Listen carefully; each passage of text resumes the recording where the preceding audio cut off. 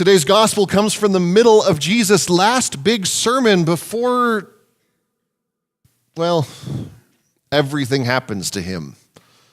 It's called the Olivet Discourse because, people who study the Bible are real good at naming things.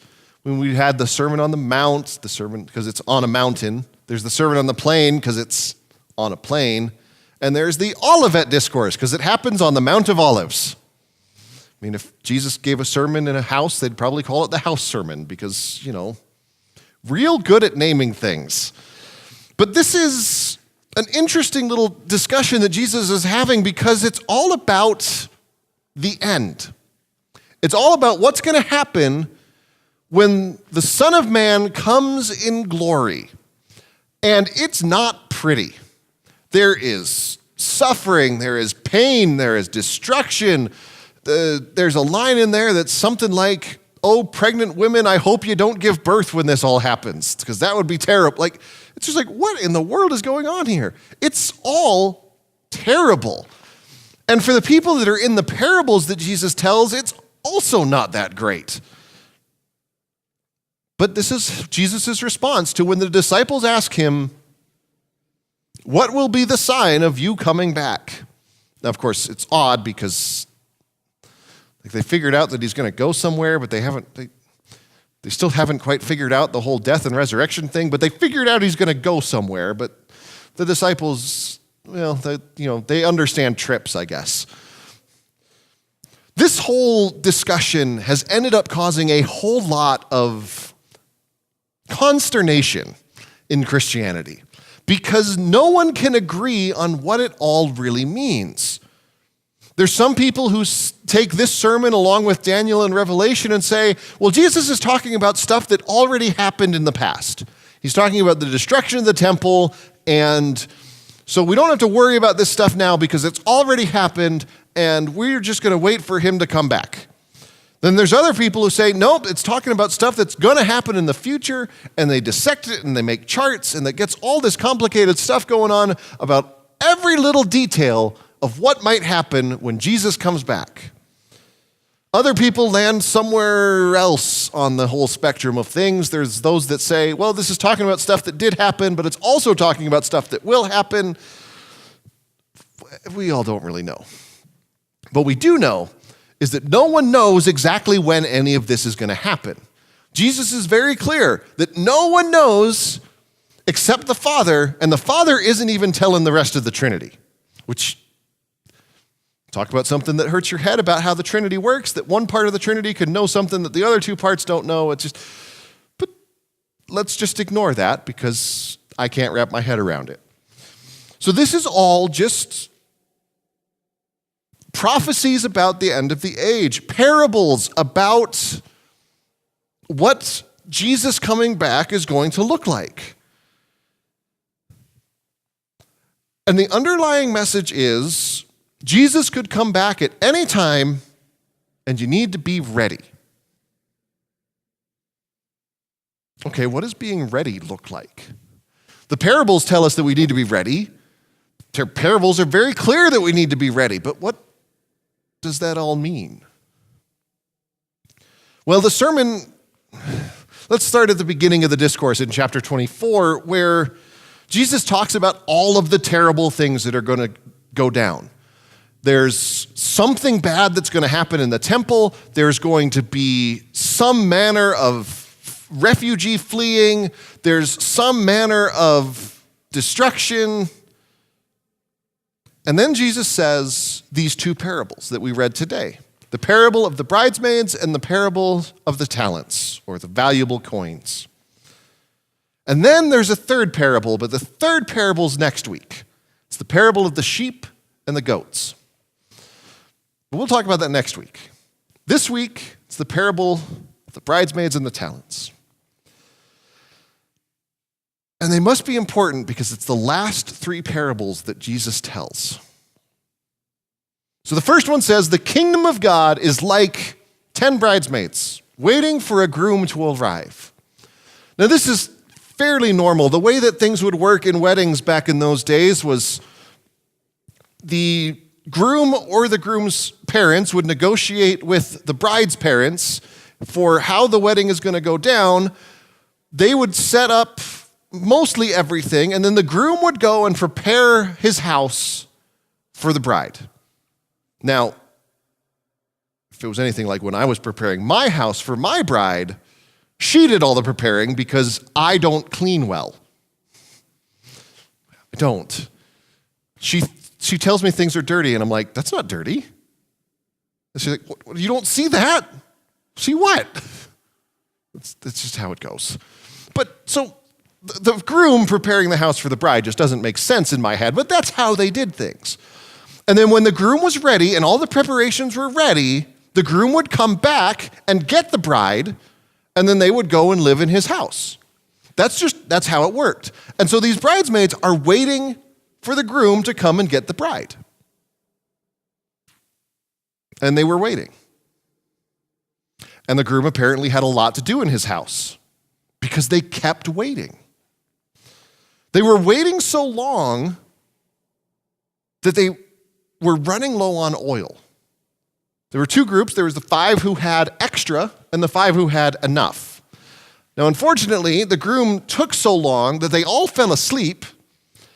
And when the groom was finally coming to get the bride, the 5 that didn't bring extra oil were out.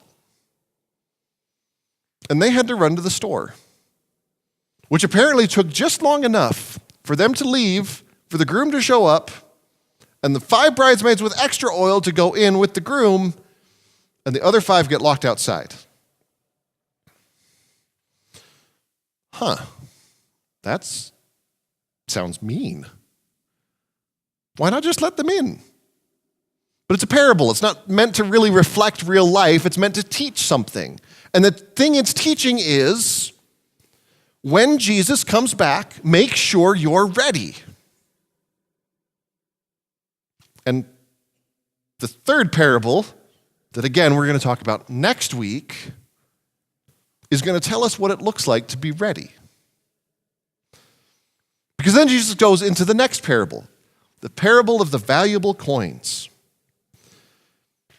The servants are given large amounts of money, disgustingly large amounts of money. One of them is given the rough equivalent of 30 years of the average person's wages.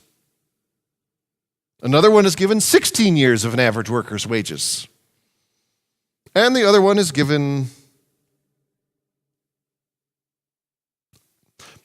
I read my notes wrong. Let me restate. The first one, with the 5 valuable coins, is given the equivalent of an entire lifetime's worth of wages. The next one is given 30, and then the other one is given 16. Got it now? I was confused. So this is a ridiculous amount of money, and it's an even more ridiculous amount of money to be giving some servants. But guy goes on a trip, 2 servants invest their money and get double back, and the third one buries it in the dirt. When the master returned, he praised the 2 servants who doubled their money and punished the one who buried it in the dirt. And again, the message is, be prepared to take what the master gave you and do something with it. It's starting to give us another hint of what it looks like to be ready. To not just take what the master gives you and sit on it, but to take what God gives us and do something with it. And what, of course, is the thing that we're supposed to do with it? Well, that's next week. But here's a hint. It goes back to the idea that what it means to be a follower of Jesus isn't just to believe in God, but to take the words of Jesus and put them into practice. See, there's another parable that Jesus had told earlier in Matthew's gospel about wise and foolish people. Only this time it wasn't wise and foolish bridesmaids, it was wise and foolish builders. How the wise builder built his house on a rock so that when the storms and the rain came, his house was fine. But the foolish builder built his house on sand so that when the rains and the storms came, his basement flooded and his house fell down. And the person who is wise is the person who hears Jesus' words and puts them into practice. The person who is foolish is the person who doesn't hear Jesus' words and doesn't put them into practice. Does hear Jesus' words, doesn't put them into practice. I'm struggling today. I think it's the smell. The smell from the food downstairs is making me hungry.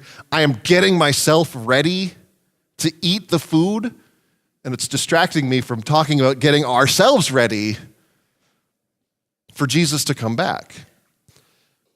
Which, of course, is very interesting because how often do we ourselves get distracted waiting for Jesus to come back? It's been 2,000 years, after all, and we're still waiting. And yet we're called to be ready. And it can be easy for us to fall asleep because it's been so long. But at the same time, the thing that makes us ready for Jesus to come back is exactly the thing that makes us his followers in the first place. It's hearing his words and actually doing them. Hearing the things he says and actually putting them into practice. Because when we get to the third parable next week, it actually shows people being judged for how well they put Jesus' words into action. And that's what the parable of the sheep and goats is all about. It's just too long to fit into 1 week.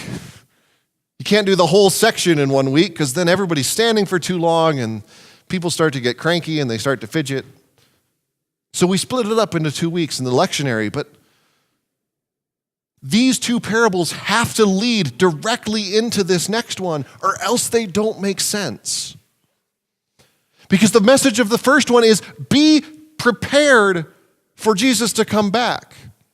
The message of the second one is, don't just sit on the things that God gave you. Don't just bury them in the dirt. Actually do something with them. And then the message of the third is, in case you missed it the first 2 times, this is exactly what I mean. Did you take care of the sick?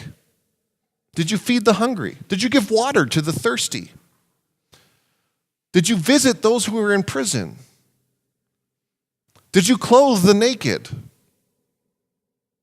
Those are the questions that the king has for the sheep and the goats. These 3 parables all flow together, and they're all about being ready. So it makes sense that they landed here in our lectionary as we are getting ready for Jesus to die and rise again. We're also getting ready for him to come again. Because that's what it's all about. We need to be ready. We need to not fall asleep and worry if we're going to have enough oil. But instead, we prepare ourselves by hearing Jesus' words and putting them into practice. We become the wise person and not the fool. So that when these things happen, when these awful things that Jesus talks about in Matthew 24 happen, we're ready. Because we have prepared ourselves with Christ. We've taken what he's given us. We've heard his words. Did the things he told us to do. And then when he asks us if we did, we can say yes. Because that's what makes us ready. Not just believing, but hearing and acting, doing the things that God has called us to do, Because God calls us to an action. God calls us to follow, to live our lives with Him. So let's make sure we have extra oil. Let's make sure we do something with the valuable coins that we have, because that's our call. That's what makes us wise. To hear God's words, to put them into practice, so that we can be ready when He comes back to judge the living and the dead, and so that we can enjoy His kingdom that has no end.